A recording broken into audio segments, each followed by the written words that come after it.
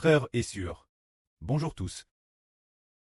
Dans cette session de VRI, le frère Ashbert va parler du sens de la vie. Le sens de la vie, c'est de chercher et de trouver Dieu. Nous comprenons que chacun vient du ventre de sa mère et repart finalement les mains vides. Quand on vient de naître, on est comme une fleur qui vient de pousser. Après quelques décennies, on vieillit et on meurt. Une nation passe, une autre s'en va, une nation naît. Puis ARS, elle vieillit son tour, une nation meurt, et les hommes naissent nouveaux, ainsi de gnation en gnation. Nation après nation. Les gens d'île il y a un Zorozro an, personne ne les voit plus. Les gens d'île il y a 200 ans. Nous ne savons déjà plus, oh ils sont. Pourtant la terre subsiste juste pressant. Ces gens, qui ont vécu sur terre, ont finalement vécu dans la vanité. Une vie de vanité. Sans espoir, sans avenir, sans espoir. C'est ce que nous voyons. Des millions de personnes sont DJ mortes. Une nation après, une autre meurt. Mais aujourd'hui, frère Ashbert dit, quel est le sens de notre vie? Si l'homme doit mourir, alors elle n'a pas de sens. Madame, si nous devenions, comme le premier empereur Qin, concurrent les 6 royaumes et unifiant le monde. Mais la fin, nous retournons la terre, sans aucun profit. C'est pourquoi la Bible dit que l'homme est vani. Sous le soleil, tout ce qui se fait, tout le travail que l'on fait, n'est-ce que vanité. C'est pourquoi la Bible dit vanité des vanites. Vanité des vanites. Tout est vanité. Nous avons aussi été jeunes, comme des enfants de 5 ou 6 ans, courant dans tous les sens. Mais maintenant, frère Ashbert a 40 ans. Dans quelque temps, certains frères et sœurs seront plus GS et d'autres atteindront plus de 90 ans. Notre vie est vraiment vaine. Mais, nous les hommes, pourquoi sommes-nous venus? L'homme doit venir pour cette chose précise. Qui donc nous a CRS? Comment vivre pour ne pas être vain? Puisque depuis que l'humanité existe, jusqu'à présent, tant de personnes ont vécu dans la vanité. Elles sont naissent et sont finalement retournent la terre, devenues poussière, n'existant plus. Alors l'existence humaine semble n'avoir aucune valeur, aucun sens. Pourtant aujourd'hui, Ashbert veut dire que si nous trouvons ce qui empêche l'homme d'être vain pour toujours. Ce mystère est si beau. Alors comment l'homme peut-il ne pas être vain? Si nous trouvons le Dieu qui a créé l'homme, l'homme ne sera plus vain. Car un apôtre a dit ceci. Il a dit, Dieu a fait que chacun habite dans des frontières fixes et a aussi fixe pour eux la durée de leur vie, la durée de la vie de chacun d'eux. Dieu l'a déjà détermine et a fait en sorte que, durant le temps de leur vie, ils cherchent Dieu et peut-être le trouvent. C'est dire que le sens de la vie est de trouver Dieu, de trouver le Dieu qui a créé la vie. C'est cela le sens de la vie. C'est dire, si nous pouvons trouver Jéhovah qui a créé notre vie, alors la vie a du sens. Car, en trouvant le créateur de la vie, le Dieu Jéhovah, nous comprenons qu'il nous a RS, dans quel but, et nous pouvons aussi savoir s'il peut nous faire vivre comme lui, pour toujours et jamais. En fait, Dieu a créé l'homme, non pas pour qu'il meure. Un Dieu si bon, comment pourrait-il créer l'homme pour que sa fin ultime soit la mort? Jéhovah a créé l'homme, non pas pour qu'il meure, mais pour que l'homme ait l'opportunité de le trouver et obtienne la vie éternelle. C'est le but pour lequel Dieu a créé l'homme. Alors nous comprenons que le but pour lequel notre précleste Jéhovah a créé l'homme, le but de la création de l'homme, est que l'homme cherche Dieu et qu'il puisse vraiment le trouver. Si un jour, durant notre vie, nous vieillirons et mourrons, cependant, nous avons la bénédiction de connaître le Dieu qui nous a KRS, et ainsi, de voir sa face, et de vivre pour toujours et jamais. Puisqu'il a créé l'homme, et qu'il a le pouvoir de faire mourir l'homme, il a sûrement aussi le pouvoir de faire vivre l'homme éternellement. En réalité, l'homme peut obtenir la vie éternelle en trouvant Dieu. La vie c'est le but de notre vie, n'est-ce pas de s'efforcer de gagner de l'argent, de poursuivre ce qui est vain. Aujourd'hui, il y a beaucoup de gens qui sont TRS occupent dans ce monde complexe. Au milieu du travail, sans espoir, sans avenir, pendant qu'ils travaillent d'arrache-pied. Élèvent des enfants, prennent leur retraite 60 ans. Et puis, sur la place, dansent la danse de place. Quant aux hommes, après avoir pris leur retraite, ils jouent peut-être au mahjong dans le parc, ou au chèque. Puis ils atteignent 70 ans. À partir de 70 ans, leur corps commence à faiblir. Et puis, petit arrivent plus de 70 ans, les uns après les autres. Beaucoup commencent décéder et retournent la poussière. C'est cela la vie. Ce que l'on voit, ce que nos yeux physiques voient actuellement. La fin est ainsi. Cependant, il y a une plus belle fin. L'homme en connaissance. Celui qui nous sauve obtiendra la vie éternelle. C'est-à-dire que l'être humain meurt. Y aura-t-il un homme que l'on peut appeler un Rédempteur, qui apparaîtra? Par exemple, nous vieillissons et mourrons. Frère Heber peu vit juste des dizaines d'années, 50 ou 60 ans. 70 ou 80 ans vieillit et meurt.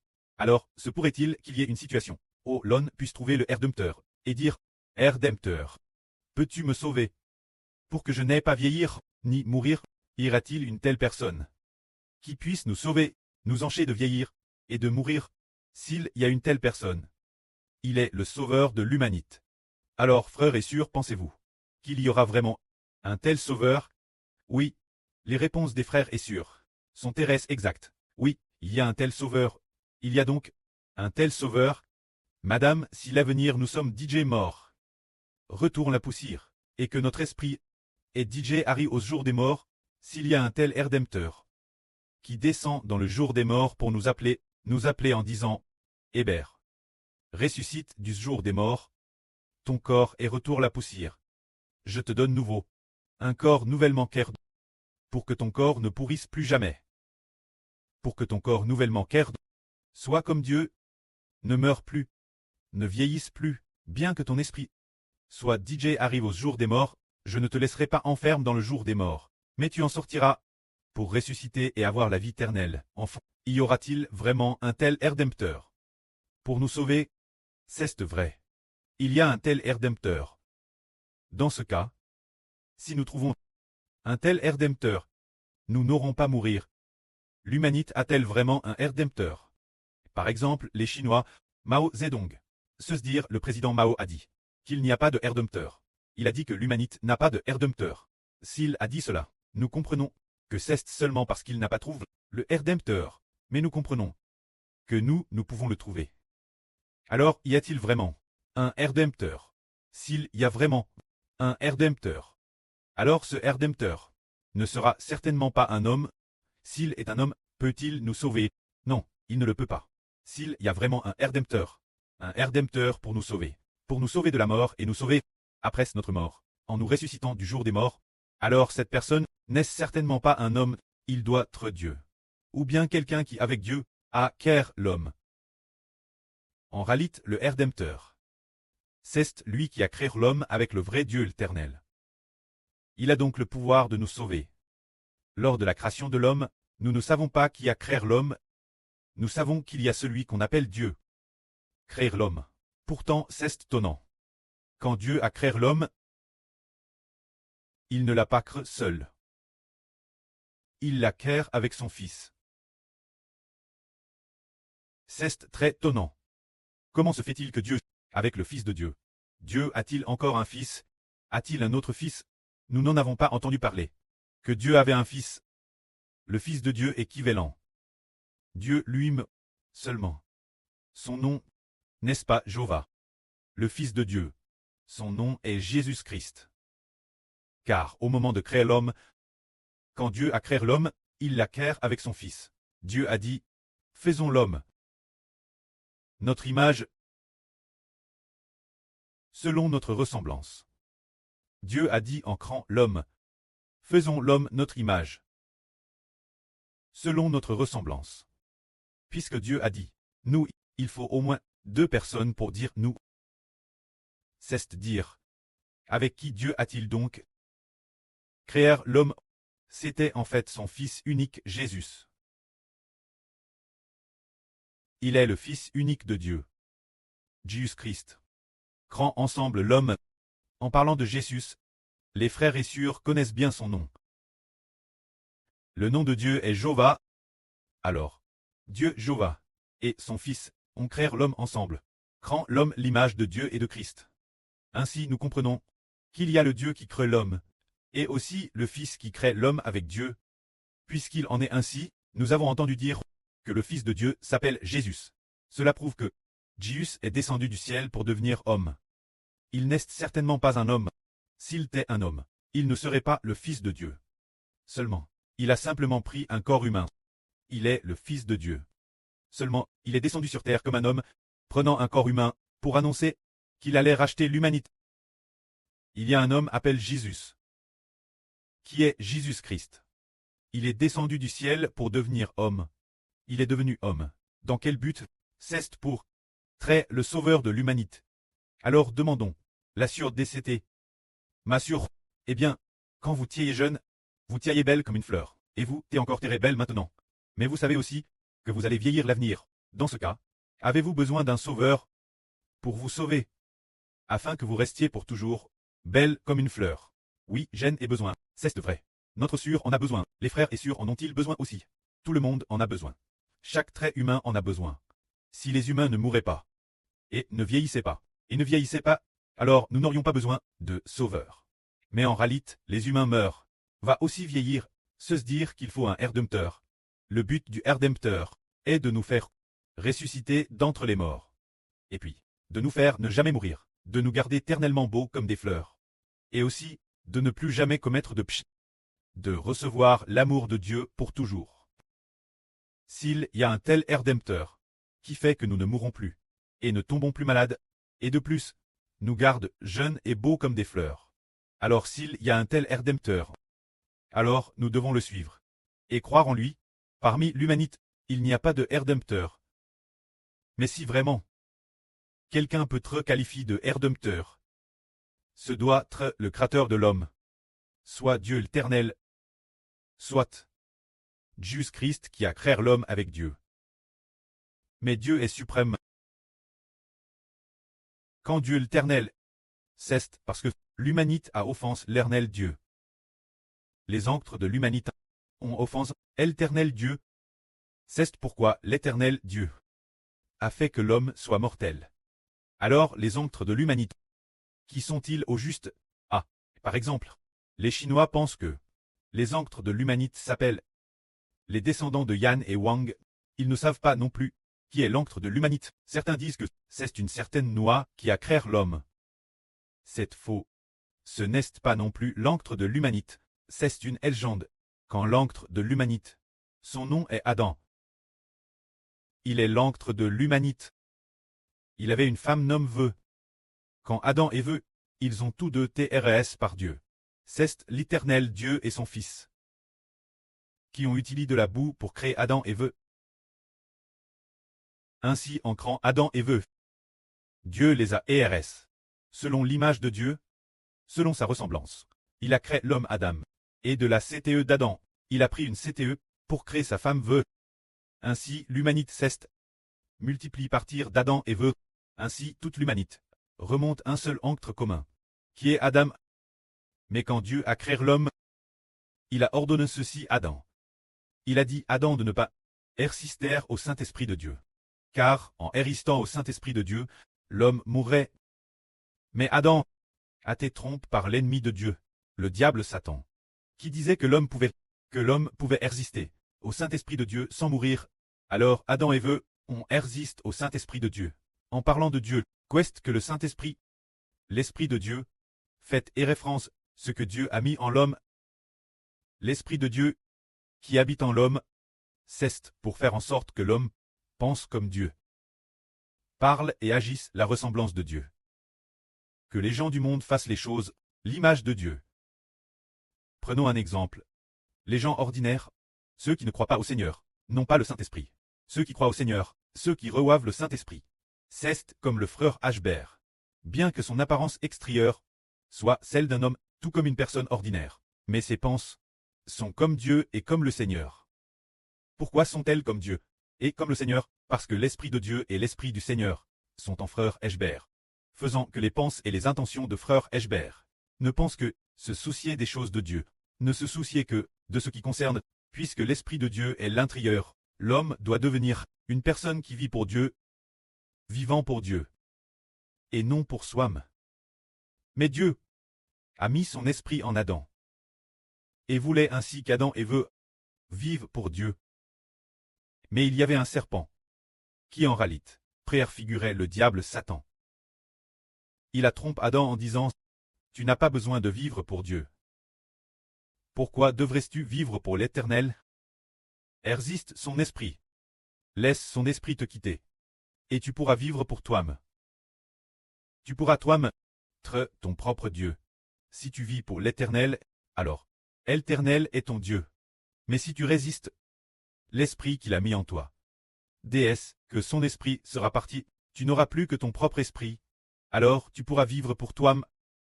Et ce moment-là, tu seras ton propre Dieu. Et en plus, tu ne mourras pas. Alors Adam et Ève on pense que ce que disait le diable Satan était vrai, et que cela semblait plutôt bien. Ils ont donc coup l'avis du diable Satan. Et ainsi, ils ont résisté au Saint-Esprit de Dieu. Le Saint-Esprit a alors quitté Adam et Ève. Ce moment-là, Adam et Ève, dans leur façon d'agir, ne ressemblaient plus Dieu. Ce qu'ils disaient, ce qu'ils faisaient, leurs pensées et leurs intentions, ont tout en tête que pour vivre pour eux. Se dire vivre pour l'Esprit qui habitait en eux. Pourtant l'origine. Si l'Esprit de Dieu habitait en Adam, alors Adam et Ève vivraient pour Dieu qui habite en eux. Et ainsi, ils deviendraient des personnes appartenant à Dieu. Des personnes appartenant au Saint-Esprit. Adam est devenu un très vivant dot d'un esprit. Un très vivant dot d'un esprit. Vit pour ce qui habite en eux. L'Esprit de Dieu. Mais après que l'Esprit de Dieu a quitté Adam et Ève, ensuite, Adam et Ève ne vivaient plus pour Dieu, mais pour ce qui habite en eux, leur propre esprit. Ainsi ils sont devenus leur propre Dieu, faisant ce qu'ils voulaient, ce qui n'avait plus rien à voir avec Dieu, se détachant de leur relation avec Dieu. Ainsi, puisque l'homme ne vivait plus pour lui-même, mais pour puisque l'homme ne vivait plus pour Dieu, mais vivait pour lui-même, très son propre Dieu. Ne plus vouloir que l'Esprit de Dieu soit notre Dieu, mais vouloir que son propre esprit soit son propre Dieu. Faire tout ce qu'on veut, sans que Dieu n'ait son mot dire. C'est ainsi que, parce qu'ils ont ainsi résisté Dieu, se sont révoltés contre Dieu. L'Esprit de Dieu a quitté Adam et Ève. Ce moment-là, Dieu a décidé. Puisque Dieu avait ordonné, ne résistez pas à l'Esprit de Dieu. Résistez l'Esprit de Dieu fera mourir l'homme. Alors puisque Adam et Ève ont résisté l'Esprit de Dieu, eh bien Adam et Ève n'appartenaient plus à Dieu, mais sont devenus des personnes s'appartenant elles-mêmes.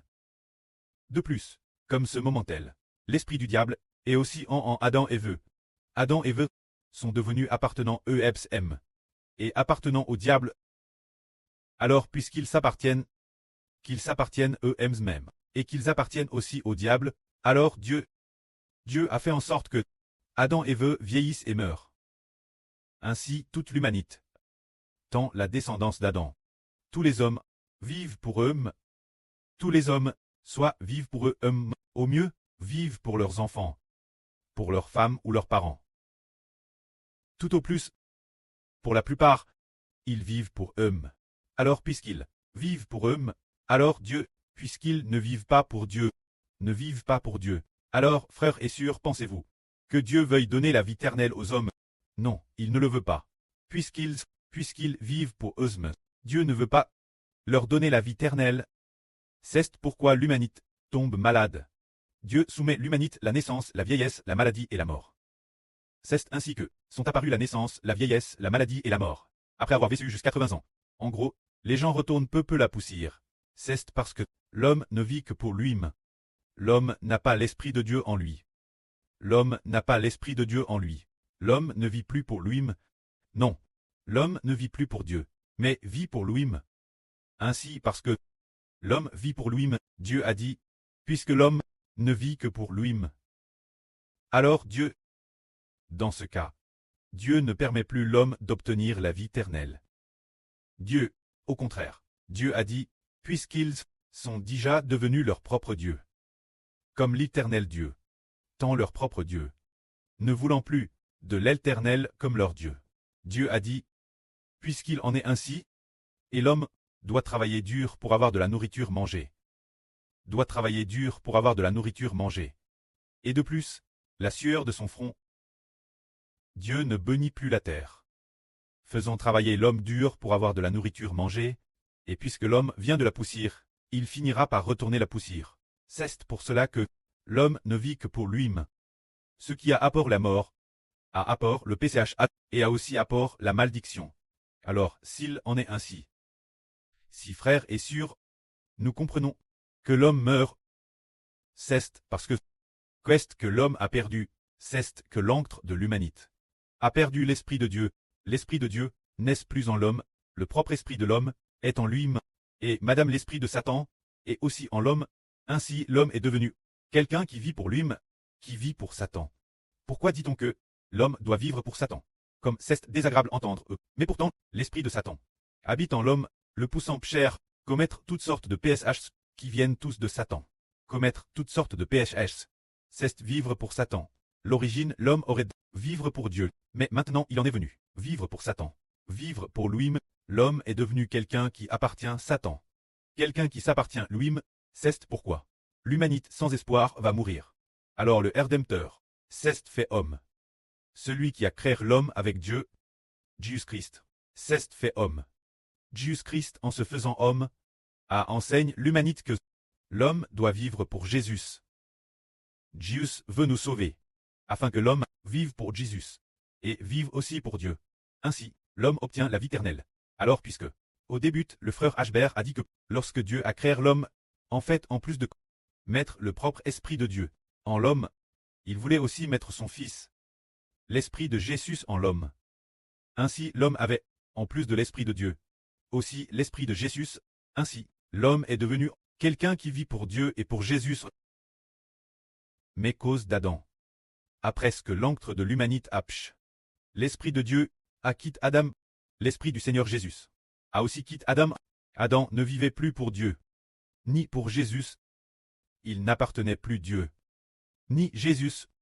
Mais Jésus s'est fait homme, pour dire l'humanité que l'homme ne doit plus vivre pour lui-même, mais doit retourner Dieu. Et vivre pour Dieu, l'homme doit retourner Dieu. Et vivre pour Dieu, l'homme doit se tourner vers Jésus. Et vivre pour Jésus, alors, Jésus est venu dans le monde, et n'a cesse d'enseigner, je suis le Fils de Dieu. Au commencement, c'est moi et mon Dieu qui avons créé l'homme, moi et mon preux, Jova avons créé l'homme. Regardez, les miracles que je fais. Lazare est mort depuis 4 jours déjà. Son corps à Digé commence d'omposer, il est mort depuis 4 jours déjà. Et j'ai dit, Lazare, sors du tombeau. Et Lazare est sorti immédiatement. Lazare est immédiatement ressuscité des morts, ce qui prouve que Jésus est celui qui a créé l'homme avec Dieu. Jésus a dit, Dieu est en moi, l'Esprit qui est en moi. Moi et mon précleste avons créé l'homme ensemble. Ainsi, le Seigneur Jésus a accompli toutes sortes de miracles puissants, pour montrer aux gens que Jésus est vraiment le Fils de Dieu, que vraiment, il a créé l'homme avec Dieu. Par exemple, il y avait un homme nommé Jarus. Sa fille était morte.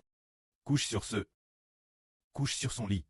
Alors notre Seigneur Jésus a dit à la jeune fille, jeune fille, je te l'ordonne, ressuscite d'entre les morts. Et la jeune fille est revenue la vie. Si Jésus n'était pas le créateur de l'homme, comment aurait-il pu faire cela, n'est-ce pas? Les frères et sœurs comprennent donc que Jésus est le créateur de l'homme. Et Jésus nous dit que lui est son précleste. Éternel Dieu ont créé l'homme ensemble. Alors, le Seigneur Jésus a fait beaucoup de miracles. Par exemple, une fois il y avait un homme, il a dit Pierre d'aller pêcher. Il a pêché toute la nuit, sans rien attraper. Jésus est alors monté dans la barque de Pierre, et a dit, jette le filet pour pêcher. Alors, Pierre amène la barque en eau profonde. Dès qu'il a jeté le filet, il a attrapé tellement de poissons qu'ils ont rempli 2 barques, au point que les 2 barques s'infonnaient. Regardons cela. Une seule parole de Jésus a fait prendre autant de poissons. Nous pensons, les frères et sœurs pensent, n'est-ce pas parce qu'il a créé l'homme avec Dieu? N'est-ce pas parce qu'il a avec Dieu créé l'univers et toutes choses? C'est tout fait le cas.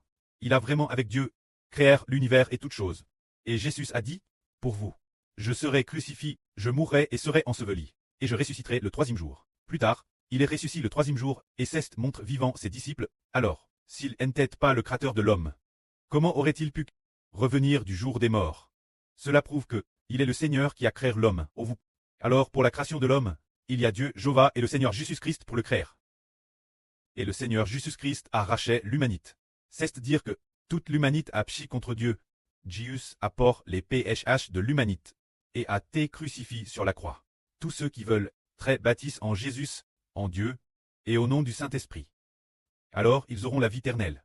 Alors, qu'est-ce que cela signifie? Ceux qui veulent vivre pour Jésus, ceux qui veulent vivre pour Dieu, et ceux qui veulent vivre pour le Saint-Esprit, auront la vie éternelle. C'est cela la rédemption. Si quelqu'un dit, je le veux, alors il est baptisé au nom de Jésus, du Saint-Esprit et de Dieu. Alors le Seigneur Jésus-Christ donne l'Esprit de Dieu, que Adam avait perdu. Cet Esprit de Dieu nous le redonne. Et l'Esprit de Jésus nous le redonne aussi. En nous, il y a à la fois l'Esprit de Dieu, et l'Esprit de Jésus, en nous, ainsi l'Esprit de Dieu. Et en nous, l'Esprit du Seigneur Jésus est en nous, c'est pourquoi nous pouvons maintenant vivre pour Dieu, et vivre pour Jésus, ainsi nous sommes rachetés. Parce que, nous devenons des personnes appartenant Dieu, devenant des personnes qui appartiennent Dieu, qui appartiennent Jésus-Christ, qui appartiennent au Saint-Esprit. Puisque nous sommes des personnes appartenant Dieu, nous vivons pour Dieu. Ceux qui appartiennent Jésus vivent pour Jésus, ceux qui appartiennent au Saint-Esprit vivent pour le Saint-Esprit. C'est précisément pour cela que nous appartenons Dieu, Jésus, et au Saint-Esprit. Alors nous aurons la vie éternelle. Car puisque Dieu nous a donne son Esprit, et le Seigneur Jésus nous a aussi donne son Esprit, quand le moment sera venu, nous ressusciterons pour obtenir la vie éternelle. C'est cela, la venue du Seigneur Jésus-Christ en tant qu'homme, pour nous racheter. Alors regardons. Puisque ce corps actuel est imparfait, l'origine, et vient de nos parents, le corps de frère Hébert. Ce corps de frère Hébert ressemble à sa mère, ou ses parents terrestres. Alors ce corps, le Seigneur Jésus ne l'a pas encore chant, mais le Seigneur Jésus, parce que frère Hébert a cru au Seigneur, le Seigneur a dit donne l'Esprit de Dieu Hébert, et a aussi donne l'Esprit du Seigneur, frère Hébert. Alors ce moment-tel, et frère Hébert comprend comment vraiment vivre pour le Seigneur chaque jour, et vivre aussi pour Dieu chaque jour. Ne plus vivre pour lui-même, mais, avant de croire au Seigneur, frère Hébert vivait pour lui-même. S'appartenir soi-même. Je suis mon propre Dieu, je suis mon propre Seigneur. Avant nous étions tous comme A, avant tout le monde était comme A. Et puis, je ne crois pas en l'homme, je crois en moi-même, je ne crois pas aux autres. C'était ainsi pour tout le monde. Et puis, dans ce cas, et soi-même, non seulement vivre pour soi-même, mais aussi, pour qui d'autre vivre, vivre aussi pour le diable Satan. Les frères et sœurs disent, comment tu vis pour toi-même, nous croyons. Comment se fait-il que tu vives pour le diable? Parce que, nous, le frère Hébert commettait souvent des péchés auparavant. Par exemple, l'impudicité, commettre toutes sortes d'actes trompeurs, mentir, les autres, ces choses. Pourquoi commettre l'impudicité, mentir les autres, ou se battre? Est-ce que cela compte comme vivre pour le diable? C'est vivre pour le diable. Parce que le diable a mis l'esprit d'impudicité en Hébert, pour pousser Hébert l'impudicité. Alors l'esprit d'impudicité vient du diable. Alors le frère Hébert a autrefois vécu pour le diable. Le diable a aussi mis l'esprit de haine des autres dans le frère Hébert, en disant, Hébert has les autres. As les autres, Hébert a obéi. Ce qui habite dans l'esprit, l'intention de cet esprit de pch, pour les autres, ce qui équivaut vivre pour celui qui a mis l'esprit en nous, ce diable. Ainsi tous les descendants d'Adam, tous les hommes, ont tous vécu pour le diable, et ont aussi vécu pour eux, tout en vivant pour le diable. Tout le monde est ainsi, Alors dans ce cas, notre rédemption, la rédemption du Seigneur Christ, doit être proclamée que au nom de Jésus Christ. Je baptise notre surpila, ainsi au nom de Jésus. Au nom de Dieu, de Jésus et du Saint-Esprit. Je baptise la surpila, alors ainsi. C'est baptisé au nom de Jésus de Dieu et du Saint-Esprit. Pour que la surpila appartienne au nom de Dieu, appartienne au nom de Jésus, appartienne au nom du Saint-Esprit. Ainsi, désormais, la surpila pourra vivre pour Jésus, vivre pour Dieu, vivre pour le Saint-Esprit.